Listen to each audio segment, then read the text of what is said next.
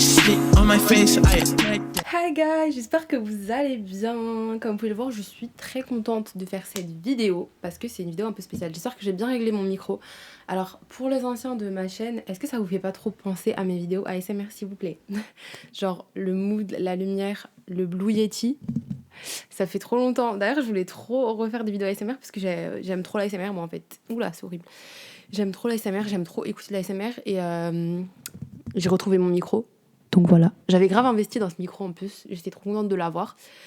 Mais bref, du coup, pas du tout le sujet du jour en fait, parce que aujourd'hui, j'ai voulu faire un petit mood assez cosy et tout, parce que voilà, là c'est comme si vous et moi, on était dans une petite soirée pyjama, c'est un nouveau concept de vidéo, on va dire, où voilà, je suis juste posée avec vous et je vous parle comme si vous étiez mes besties, c'est genre un petit podcast, tu vois. Ça va être très chill, je vais vous raconter vraiment ma vie parce que vous m'avez beaucoup posé de questions. Alors déjà, d'une, en fait, avant de regarder cette vidéo, suivez-moi sur YouTube parce que ça vous coûte rien et moi ça me rapporte de l'argent en fait, donc faites-le s'il vous plaît. Voilà, suivez-moi sur YouTube, sur Instagram, nour.jfl. Je suis trop active sur Instagram, c'est genre le réseau où je suis le plus active. Le sujet de la semaine, je vais essayer de faire en fait une vidéo par semaine. Cette semaine, vous m'avez demandé de faire la vidéo sur la solitude et la confiance en soi. Alors c'est un sujet vraiment qui est revenu de ouf. Il y a beaucoup de personnes pour lesquelles c'est difficile de vivre sa solitude, tu vois. Parce qu'en fait, il y a deux types de solitude. Il y a le fait d'être seul, genre se sentir seul, et il y a le fait d'être solitaire. Je pense que c'est deux choses différentes qu'on doit d'abord distinguer avant de parler de ça. Il y a genre le fait d'être solitaire, et dans ce cas-là, c'est une bonne solitude. Et sinon, il y a la solitude quand tu te sens seul, et dans ce cas-là, des fois, c'est une mauvaise solitude. Et comment gérer sa solitude, comment avoir confiance en soi. En fait, tout ça, c'est un peu lié, c'est un peu le même sujet. Et je pense que je suis archi bien placée, vraiment. Je vais vous raconter ma vie là, donc vous allez comprendre. Mais je vous jure que je suis trop bien placée pour vous parler de ça parce que je suis passée par 10 milliards d'étapes dans ma vie. Faut savoir qu'avant, je n'étais pas du tout la personne que vous voyez. J'avais aucune confiance en moi. En vrai, je suis confiante depuis depuis que j'ai commencé les réseaux, vraiment, vraiment. Depuis que j'ai vraiment percé sur les réseaux sociaux. Non, depuis depuis l'année dernière, en vrai, où j'ai fait mon année sabbatique. Cette année sabbatique, elle m'avait trop servi. Mais je veux commencer du début. Bref, du coup, moi, j'ai toujours été l'élève... on va parler des cours parce que c'est aussi un élément trop important de la solitude et tout. Moi, j'ai toujours été une élève genre archi solitaire, archi... En fait, j'ai toujours eu besoin de me sentir entourée pour... J'utilisais la confiance des gens pour avoir confiance en moi. Je sais pas comment expliquer. Mais en mode, j'avais toujours besoin de me cacher derrière... à côté de quelqu'un. J'avais toujours un meilleur pote ou une pote... Enfin, à qui j'étais tout le temps collée. Et genre, quand cette personne, elle était pas là, ma vie, elle s'effondrait. Je pouvais parler à personne. Archi pas sociable, la meuf. Genre, vraiment, de base, je suis archi pas sociable. Je suis très réservée et timide. Vraiment super timide, super réservée. Et je me demande toujours pourquoi les gens viennent pas vers moi alors que... Bah, à un moment donné, en fait, je pense qu'on dégage des énergies et que quand tu dégages une énergie de renfermer, tu peux pas attirer des gens, tu vois. Genre, faut attract les gens, genre, faut attirer les gens, tu vois. Quand t'es une personne qui dégage une bonne énergie, enfin, une énergie waouh, quoi, bah, les gens, ils vont venir vers toi, tu vois.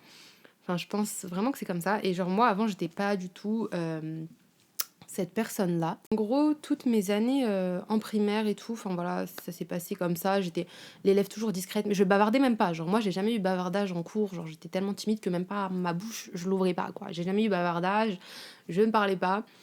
Au collège, j'ai commencé un petit peu, voilà, à me faire des amis, machin, mais pareil, en fait, j'avais un groupe d'amis et j'étais toujours dans mon groupe d'amis. Genre, si mon groupe d'amis n'est pas là, je ne suis plus rien, je n'existe plus, je n'ai pas de personnalité. Non, en vrai, et j'avais toujours besoin d'être entourée. Genre, j'avais une meilleure pote, j'étais tout le temps avec elle. En fait, j'avais trop ce besoin.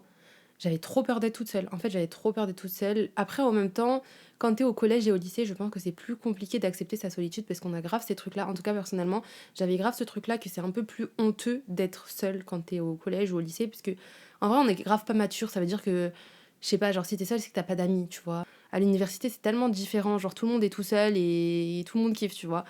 Mais le lycée, je pense que c'était la période pour moi la plus difficile. Franchement, j'ai toujours souffert, on va dire, avec les cours. Ce qui explique un peu mon parcours scolaire où j'ai eu beaucoup d'années sabbatiques, où j'ai arrêté les cours et tout, parce que ça a toujours été un peu compliqué. Ah ouais, je faisais grave de l'anxiété. Genre au lycée, je me rappelle, j'avais un oral, je tremblais. Vous voyez, quand vous... Et genre avant, je me disais, non, Nour, ne stresse pas, ne stresse pas, ne stresse pas. Et c'est un truc que tu ne peux pas contrôler, c'est en toi. Genre vraiment, je pense qu'il y a plein de gens qui vont se comprendre ce que je dis, mais c'est insupportable. Et je vais vous expliquer la technique après là, je vais vous expliquer la technique pour ne plus avoir ça. À chaque fois, je faisais des missions de dingue pour pas passer à mes oraux, pour pas faire des exposés, pour pas... J'étais prête à tout. J'étais prête à tout, sécher mes cours, mentir, m'évanouir peut-être, mais je voulais pas passer devant les gens et tout. Parce que même si, dans ma tête, je me disais, non, mais c'est bon, aie confiance en toi, genre mon corps parlait pour lui-même, tu vois, genre j'étais là, je tremblais. J'ai eu une transition, en fait. La transition, elle s'est faite quand je suis partie du lycée. En fait, quand je suis partie du lycée, j'ai zappé toutes mes potes du lycée. D'ailleurs, peut-être qu'elle regarde cette vidéo. Hi guys. C'était pas méchant, mais c'était parce qu'en fait, j'avais trop besoin de me retrouver. Tu vois, j'avais vraiment besoin de me retrouver. Déjà, à partir de la terminale, j'avais grave commencé à m'éloigner un peu. Je sais pas, en fait, je pense que j'ai pris en maturité à ce moment-là et que j'ai réalisé que j'avais pas besoin des gens, en fait. J'avais pas besoin des gens pour être bien, pour me sentir bien et tout. Et quand j'arrivais en cours au lycée et que je devais marcher comme ça, c'était mon pire cauchemar tous les matins. J'étais en train de stresser à l'idée de sortir du bus et devoir faire le chemin horrible qui mène au lycée. Et tu sais, il y avait tout le monde posé devant le lycée avant l'ouverture des grillages. Et moi, je devais arriver comme ça. Je me disais, mon Dieu, imagine. En fait, moi, je réfléchissais trop. Ça veut dire que je marchais et j'imaginais toujours les pires scénarios. Je me disais, imagine. Après, tu sais, je me disais, je marche pas droit, je marche pas droit. J'avais l'impression que mes jambes, elles faisaient ça. Genre, je me disais, purée, je marche pas droit. Ça se voit que je marche pas droit, ça se voit que je vais tomber. Oh là là, les gens derrière moi, ils doivent croire que En fait, c'est ça. C'est genre. Et ça, c'est trop lié à la confiance en soi, en fait. Genre, quand t'as confiance en toi, tu t'en fous tellement de ce que les gens y pensent. Mais avant, j'avais tellement pas confiance en moi que j'avais l'impression que le moindre fait et geste que je faisais, il allait être analysé et critiqué par les gens. J'avais l'impression que les gens, ils étaient comme ça. Je suis en train de se moquer de moi. Et qu'ils allaient tous dire, oh my god, elle arrive toute seule au lycée, elle a pas d'amis, oh my gosh. Et genre, avant d'arriver, j'étais là en train d'envoyer des messages à mes potes. Vous êtes où? Vous êtes où? Parce que je pouvais pas arriver devant le lycée toute seule, quoi. J'étais trop une paniquée de la vie. Tout ça, c'est le même sujet, c'est avoir confiance en soi. Je vais vous expliquer un peu comment moi j'ai fait pour avoir confiance en moi, enfin, par quel chemin je suis passée pour avoir confiance en moi. Ensuite, je suis partie en première année de BTS. Donc voilà, moi j'avais fait un bac ES et tout. Ensuite, je suis partie en première année de BTS NRC. Négociation relation client. Et bien sûr, qu'est-ce que j'ai fait? Pourquoi je suis partie en BTS NRC? Parce qu'il y avait ma meilleure pote qui était en BTS NRC. Parce que Nour ne peut pas vivre seule. Nour ne pouvait pas être toute seule. En fait, ce que j'ai fait, je suis partie dans la même filière que ma meilleure pote et dans la même classe que ma meilleure pote. On a tout fait pour être ensemble, en fait. Et du coup, on était dans la même classe. Donc là, ça s'est encore plus renforcé le fait que je dois toujours être collée à quelqu'un, en fait. Et j'avais grave l'impression de saouler les gens des fois. Genre, je sais pas, genre, en fait, quand t'es trop dépendante à quelqu'un, c'est archi pas bien. Genre vraiment, moi j'avais l'impression que je saoulais les gens au bout d'un moment, tu vois. Parce que je sais pas, genre je ressentais pas que la personne elle avait autant besoin de moi, tu vois. Moi j'avais trop besoin de la personne pour vivre et la personne en fait j'ai l'impression elle avait pas besoin de moi en fait. Et du coup on allait tout le temps en cours ensemble, pareil, on faisait le chemin ensemble, tout ensemble, tout ensemble. Quand la personne elle est pas là, du coup tu te retrouves devant ta classe que tu ne connais pas vraiment en fait, à qui tu n'as pas vraiment parlé. Voilà. Et je savais pas comment sociabiliser, je savais pas comment parler. Moi je parlais, en fait quand je parlais à quelqu'un de nouveau, genre j'étais en mode stress et tout. En fait, je réfléchissais trop. C'était vraiment ça, je réfléchissais trop. Genre, je me disais, qu'est-ce que je vais dire? Qu'est-ce que non, tu vois, enfin, je sais pas, tu te poses mille et une questions pour rien et tout. C'est à partir du moment où je me suis retrouvée seule que j'ai vraiment appris à me connaître et que j'ai vraiment développé ma confiance en moi et que j'ai vraiment tout développé en moi et que j'ai vraiment fait tout ce que je voulais faire en fait, vraiment. Et là je veux venir sur ce point là, c'est que du coup voilà, j'ai toujours été en fait avec des gens, collée à des gens, derrière les gens, j'utilisais les gens comme des carapaces parce que je voulais pas affronter le world, tu vois. Et ensuite j'ai arrêté mon BTS et je me suis réorientée en licence d'histoire dans laquelle je suis encore aujourd'hui. Donc je suis en 3e année de licence d'histoire pour les nouveaux. Nouvelle université qui n'est pas du tout dans ma ville, en sachant que moi je connais tous les gens de ma ville et tout, nous on est très, tu vois. Donc là je vais dans une autre ville, nouvelle université, nouvelle filière, je connais personne. Donc là je panique en fait. Je panique. D'un côté ça me faisait du bien, je pense que j'en avais besoin, tu vois, de me retrouver, de rencontrer des autres gens. Et en fait quand t'es tout seul, t'es contraint. Là, t'as pas le choix.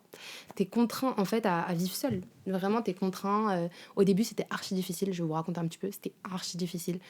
Faut voir les mental breakdowns que j'ai eu. La première année, la L1, c'est assez cool parce que on est plusieurs. On est plein. Voilà, il y a tous les gens comme ça. On arrive. On était au lycée. On est cool. Waouh et tout.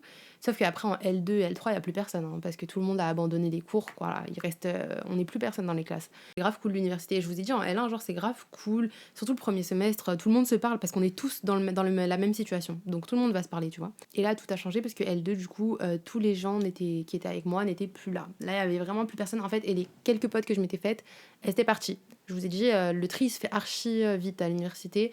Ça a été une année super compliquée. Ça m'a saoulée d'essayer de trouver des amis, d'essayer de parler aux gens. Genre vraiment, ça m'a saoulée. Je me suis dit, vas-y, je m'en fous. Genre, je parle à personne, je m'en fous, tu vois. J'étais tout le temps toute seule et pour vous dire à quel point mon anxiété sociale allait, je n'avais jamais pris... voilà, mon université, elle était à 1 heure de chez moi. Et elle est plus facile en fait à aller en transport. Et je n'y suis jamais allée en transport. Depuis que j'ai eu mon permis aussi, ça a été un facteur important. Comme vous pouvez le voir, si vous me suivez, je suis tout le temps dans ma voiture. Et en fait, j'allais tout le temps en cours en voiture. Genre, je ne sortais pas. En fait, et vu que je me suis habituée, c'était impossible pour moi de prendre le train, de voir des gens et tout. Genre, c'était impossible pour moi. Et du coup, je me suis trop renfermée dans une routine. Genre, regardez, c'était ça ma vie. C'était genre prendre ma voiture, arriver à l'université, aller en cours, parler à personne.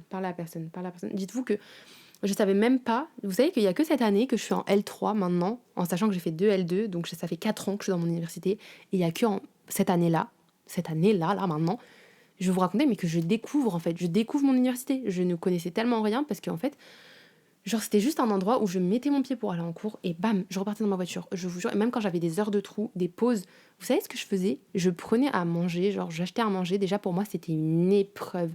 Vous voyez, d'aller à la cafette du Cruz là, pour moi, c'était impossible. J'y allais. En fait, il y a un petit chemin entre mon bâtiment et la cafette du Cruz. Je prenais mon truc, hop, hop, hop, et je courais dans ma voiture et je mangeais dans ma voiture. Mes heures de trou, je restais dans ma voiture. Jamais. Je savais même pas à quoi ressemblait la BU. Je ne savais pas à quoi ça ressemblait parce que j'étais toute seule et j'avais trop peur d'y aller. Genre vraiment, pour moi, c'était impossible d'y aller.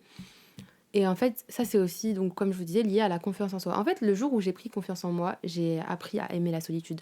C'est pour ça que je vous ai dit, ça c'est vraiment le même sujet, parce que j'ai vu en fait le changement sur moi. Genre vraiment, ça a fait disparaître trop de mauvaises choses en moi et genre c'est incroyable. Et je le vois trop en fait que cette année, parce que cette année, j'ai repris les cours après 1 an et en fait, bref, je vois trop de changements. Quand j'avais des exposés ou des oraux, pareil, je n'y allais jamais. Petite story time, une fois j'avais un oral. Et je me suis dit, vas-y, en fait, celui-là, je pouvais pas le vesquiller parce que c'était une prof, elle allait jamais me laisser vesquiller l'oral, tu vois. D'habitude, j'arrivais toujours à vesquiller, mais celui-là, je pouvais pas le vesquiller. Donc, déjà, faut savoir que toute la semaine, je transpirais. Toute la semaine, j'étais stressée à l'idée de passer mon oral le vendredi. Genre, j'étais archi stressée et tout. Les gens, ils vont me comprendre, ceux qui se font de l'anxiété et tout, vous allez me comprendre. Vous voyez, quand genre, vous savez que vous allez passer à votre oral et tout, vous avez une montée d'adrénaline, non? Genre, vous avez une montée d'adrénaline que vous ne pouvez pas contrôler. Genre, je vous jure, t'as beau essayer, genre j'arrivais jamais à la contrôler. Mais le moment où la prof, elle disait mon nom et elle disait « Bon, Nour, allez, tu vas passer ». Rien que de le dire là, ça me rappelle des... C'est des flashbacks en fait. Mon cœur, il fait... brrr, genre vraiment, mon cœur, il... Waouh. Je stresse, je deviens... J'ai des sueurs froides, j'ai des sueurs chaudes, j'ai des frissons dans tout le corps. Et ça, c'est un des pires trucs quand on fait de l'anxiété. C'est qu'en fait, on tremble. Et ça te stresse encore plus parce que tu te dis, les gens, ils sont en train de voir que je stresse. Et ça, c'est le pire, en fait. C'est vraiment le pire. En L2, en fait, j'étais archi au bout du jour rouleau. Genre, vraiment, j'étais trop toute seule et tout. Et là, en fait, c'est cette fille, je l'appelle l'ange gardien. Je pense qu'elle va regarder cette vidéo. Je vais lui dire de regarder. Mais je l'appelle l'ange gardien parce qu'elle arrivait... En fait, elle arrive toujours dans ma vie à des moments où je me sens trop mal, où je me sens trop seule et tout. Donc, c'est une fille que je ne connaissais pas, tu vois. C'était à la fin de ma L2 et tout, je lui parlais, je dis ouais, j'aimerais trop faire une chaîne YouTube et tout, franchement, mais j'ai trop peur. Après, elle m'a dit, mais en fait, elle m'a dit, t'as peur de quoi, frère? Si tu veux faire une chaîne YouTube, fais une chaîne YouTube. Après, elle m'a dit, ouais, tu perds quoi et tout.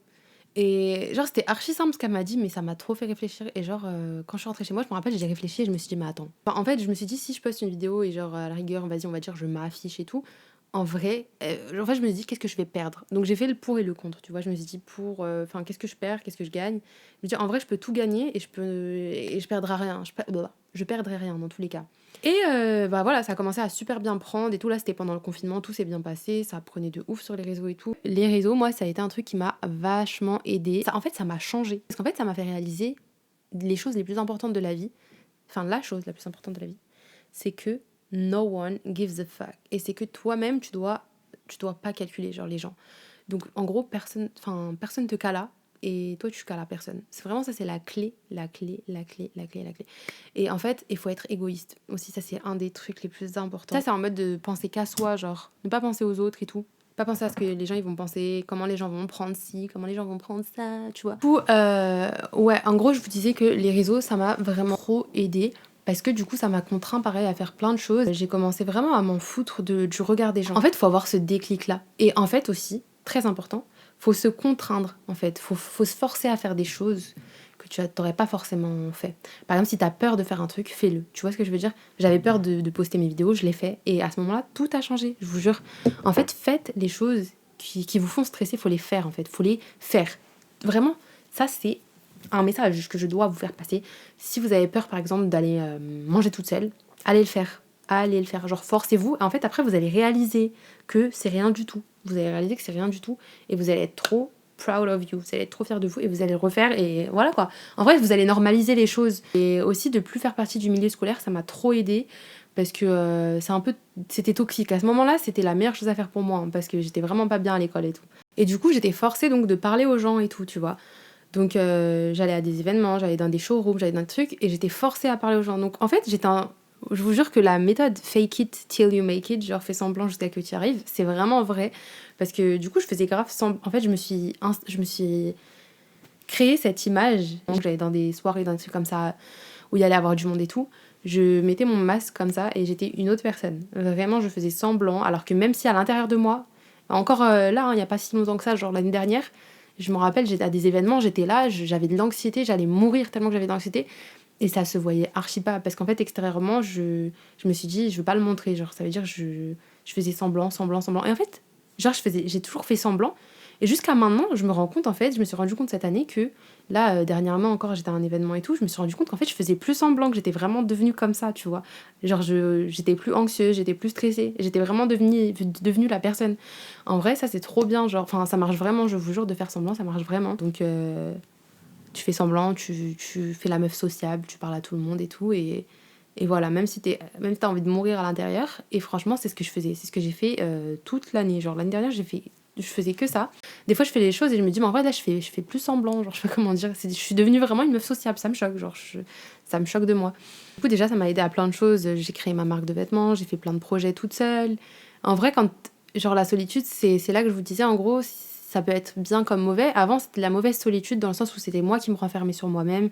C'était moi qui étais pas bien, etc. Alors que là, quand je suis toute seule, c'est pour me concentrer sur moi-même. C'est pour travailler sur des projets. C'est pour faire des trucs. Et c'est de la solitude qui est très productive, tu vois. Et dans ce sens-là, c'est super bien. Et au contraire, moi, ça m'aide beaucoup d'être seule. Vraiment. Quand je suis avec des gens, j'arrive pas à travailler, j'arrive pas à avancer dans mes projets, j'arrive pas à bien réfléchir et tout. C'est bien, tu vois, d'avoir des potes et tout. D'ailleurs, ça à ne jamais négliger. C'est grave bien d'avoir des gens à qui parler. Comme je vous disais, moi, la pote que j'avais rencontrée, par exemple, ça m'a fait du bien. Même là, des fois, je reparle à... D'ailleurs, je reparle à des gens à qui je parlais plus et tout. Donc, en gros, ça fait du bien de parler à des gens. C'est bien de pouvoir parler à des gens. Mais en fait, il faut savoir faire la part des choses. Il faut savoir aussi aimer sa solitude, tu vois. Et donc, pour aimer sa solitude, comme je vous disais, la confiance en soi, oublier le regard des gens, faire semblant jusqu'à que vous y arrivez vraiment. En fait, vous n'allez pas vous rendre compte. Faites semblant et faites-vous confiance et vous verrez le changement. Faites des choses que vous n'avez pas l'habitude de faire. Maintenant, je vais dans des cafés toute seule. Maintenant, en fait, pour moi, c'est une bouffée d'air de me retrouver toute seule. Genre là, par exemple, j'étais grave pas bien la semaine dernière et le début de cette semaine, j'étais grave pas bien. J'avais aucune motivation, j'avais plus envie de travailler et tout. Donc, ce que j'ai fait, c'est que hier, je suis partie. J'ai passé toute ma journée toute seule. Et vraiment, j'ai zappé tout le monde. En fait, ça m'a trop aidé à construire même mes projets professionnels, à me faire confiance dans plein de choses en fait. Vraiment, ça t'aide. La confiance en soi, c'est pas que physique en fait. Vraiment, c'est aussi se faire confiance, c'est se lancer dans des projets et tout, en sachant que tu peux échouer. En fait, c'est aussi ne pas avoir peur de l'échec. Ça, c'est un truc de trop important. C'est là que tu fais les meilleures choses, quand tu t'en fous de l'échec. En fait, dis-toi dans ta tête que dans tous les cas, tu vas échouer. Tu peux jamais réussir à tout et tout le temps en fait.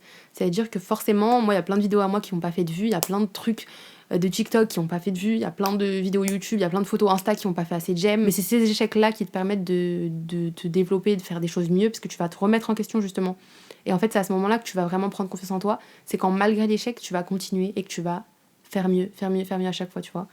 Et en fait, j'ai appris à m'habituer à ça, genre... ça fait partie de la confiance en soi, parce qu'en fait on a tendance à croire que la confiance en soi c'est que physique. En vrai j'ai trop de choses à dire et je pense que la vidéo va être vraiment trop longue. Dites-moi si vous voulez une partie 2 terminée sur ce sujet là, en tout cas pour dire que moi ce qui m'a aidé ça a vraiment été de faire face à l'échec en fait, faire face à la peur. En vrai affronter ses sentiments, comme ça que vous allez avoir confiance en vous, je vous jure. Affronter les choses ça va vous faire genre votre self-esteem et le fait de glow up physiquement et intérieurement, tout est lié. Apprendre à faire semblant et du coup devenir en fait la personne que je voulais être, voir que tu changes, voir que tu évolues, voir que tu réussis à faire plein de choses, ça forge tellement ta confiance en toi. Et les gens qui pensent que c'est que physique la confiance en soi, genre que c'est si je deviens belle, j'aurai plus confiance en moi, mais c'est tellement faux. Et en fait, c'est tout l'inverse. Et je vous jure que ça m'énerve parce que la société, en fait, elle vous fait grave croire ça, alors qu'en fait, c'est tout l'inverse. C'est genre, si vous vous sentiez, enfin, si vous avez confiance en vous intérieurement, c'est là que vous allez vous sentir belle, c'est là que vous allez avoir confiance en vous extérieurement. De être that girl et tout, genre, c'est pas que physique. Et arrêtez de vous arrêter au physique. Bref, je vous fais plein de gros bisous. N'hésitez pas à me suivre sur Instagram aussi, surtout. Et vous abonner à ma chaîne.